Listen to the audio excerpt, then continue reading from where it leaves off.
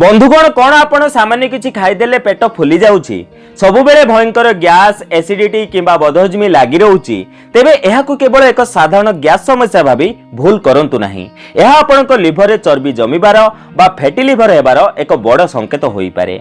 आजिर एही वीडियो रे मु आपनकु एमिति एक 100% प्राकृतिक एवं परीक्षित घरोई जूस विषय रे कहिबी जहा आपनक लिवर रे जमीथिबा समस्त आवर्जना और चर्बी को संपूर्ण भावे धोई सफा करि देबो। किंतु एहाकु बनेबार एक स्पेशल उपाय अछि जहा आपनकु जानिबा निहाती जरूरी, तेणु भिडियोटी को जमारू स्किप न करी शेष जाए निश्चय देखंतु। बंधुगण उपचार जानिबा पूर्वरु आमको बुझिबाको हेबो जे एही फैटी लिवर प्रकृति रे कोन अटे एवं आम शरीर रे एहा केमिति होइथाय। प्रथमे जानिबा एहार साइंटिफिक कारण। साइंस अनुसार आम लिवर रो काम हेउची आमे खाउथुबा खाद्य को एनर्जी एवं फैट रे बदलाइबा, किंतु जेतेबेले आमे आवश्यकता ठारो अधिक कैलोरी मिठा किंबा तेल मसला युक्त जिनिस खाइथाउ एवं कोनोसी परिश्रम करि न थाउ सेतेबेले लिवर सेही अतिरिक्त फैट को बर्न करि पारे नाही। फलरे सेही चर्बी धीरे धीरे लिवर कोशिका गुडी करे जमीबाकू लागे जाहाको मेडिकल भाषा रे फैटी लिवर कहा जाए। एबे जानिबा एहार आयुर्वेदिक कारण। आयुर्वेद अनुसार आम लिवर हेउची पित्तर मूल स्थान। जेतेबेले हमर हजम प्रक्रिया बा अग्नि मांदा होई जाए सेतेबेले आमे जहा भी खाऊ ताहा सठिक भावे हजम न होई शरीर रे आम अर्थात एक प्रकार विषाक्त चर्बी सृष्टि करे। एही विषाक्त चर्बी जेतेबेले लिवर रे जमी जाए सेतेबेले पित्त दोष दूषित हुए एवं लिवर काम करिबा क्षमता कमी जाए जहा द्वारा पेट रे प्रबल गैस एवं बदहजमी देखा दिए। सेथिपई आजिर एही लिवर डिटॉक्स जूस आपनकु ट्राई करिबा निहाती आवश्यक। बंधुगण आजिर एही मैजिकल ड्रिंक बनिया पई हमकु केवल 4टी जिनिसर आवश्यकता पड़िबो। प्रथमटी हेउची लाउ। यह आम लिवर को ठंडा रखे एवं चर्बी कमाइबारे साहाय्य करे। द्वितीय आमे नेबा किछि ताजा पुदीना पत्र जहाँ हजम प्रक्रिया को बूस्ट करी गैस भली समस्या को दूर करे। तृतीय जिनिस आवश्यक 1 चमच जीरा एवं शेष सामग्री आपनको एथिपाई आवश्यक फाळे लेंबुर रस।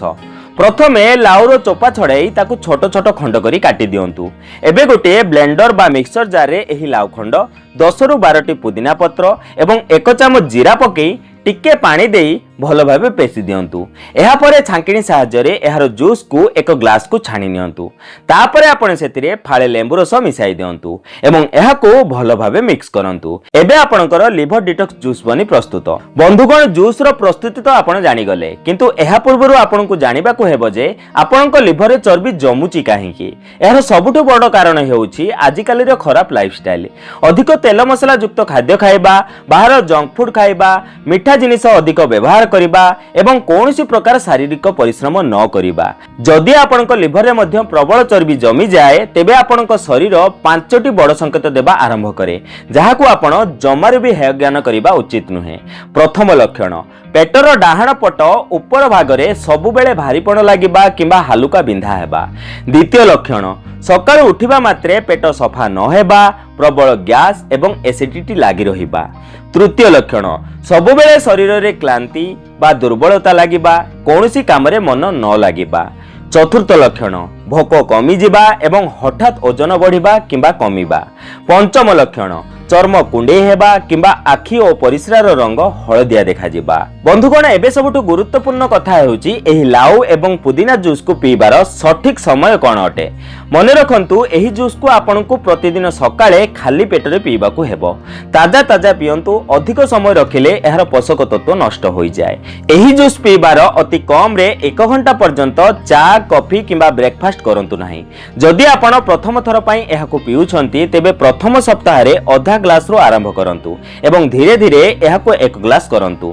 मात्र 7 दिन रे आपण निज शरीर रे एक बड़ परिवर्तन देखिबाकू पाइबे। आपणक गैस एवं पेटर भारीपण संपूर्ण कमी जिवो। एहा सहित आपणकू किछि जिनिस प्रति सावधान रहिबाकू हेबो। जे पर्यंत आपण लिवर डिटॉक्स करूछंती से पर्यंत बाहरर तेल मसला जिनिस, फास्ट फूड, पैकेट जूस एवं अधिक मिठा खाद्य ठारू संपूर्ण दूरे रुहंतु।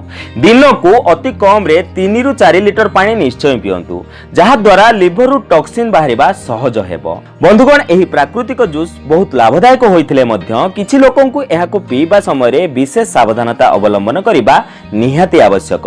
प्रथमतः गर्भवती महिला एवं जेउ मां माने छोट शिशु को स्तन्यपान कराउछंती सेमाने एही जूस को जमारे भी पियंतु नाही किंबा पीबा पूर्वरु थरे डाक्तरक परामर्श निहाती नियंतु।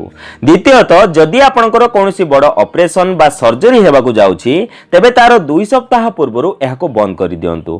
तृतीयतः जदि लाउर स्वाद पिता लागे तेबे सेही जूस को जमारे भी पियंतु नाही, कारण पिता लाउ शरीर पई विष सदृश होइथाय।